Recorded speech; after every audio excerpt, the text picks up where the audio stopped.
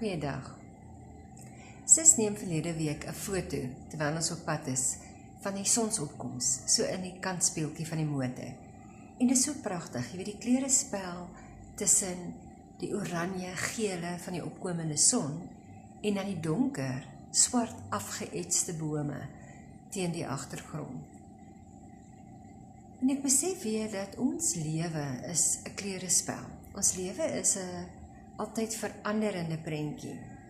Want waar op die oomblik die helder oranje en gele uitstaan in die swarte dowwe koolvorm, verander dit soos die son opkom.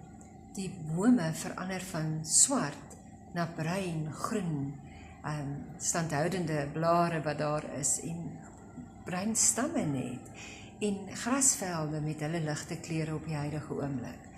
Terwyl die wonderlike oranje-geel eintlik net vervaag na so vaalblou kleur, amper ondeursigtig. En ek dink dat ons lewens deur siklusse gaan. Dat nie een van hierdie tye ooit standhoudend is nie. Nie die helder kleure nie, nie die donker tye nie. En elkeen van ons fokus heiliglik op iets anders. Miskien sien jy vandag die helder, pragtige kleure vol moed en lewe. En die persoon langs jou is gefokus op die donker, hartseer tye. En ek en jy kan nie vir mekaar aanbeveel wat dit is waarop ons moet fokus nie. Want sien môre is hy dalk deur die donker fase en sien hy die helder raak. En is jy weer op 'n punt wat jy somber voel. Ek dink ons groot genade is dan dat die Here in beheer is. Dat die Here in beheer is van ons lewensiklusse.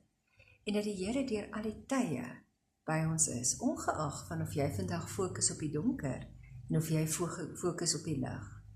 Weet hy is daar vir jou en dit wat jy nou vandag sien, waar jy is waar jy moet wees, vir nou, vir vandag. Die groot uitdaging, moet nie daar vashou nie. Wanneer tye aanbeweeg, beweeg saam. En vertrou hom vir die nou en ook vir die tye wat kom.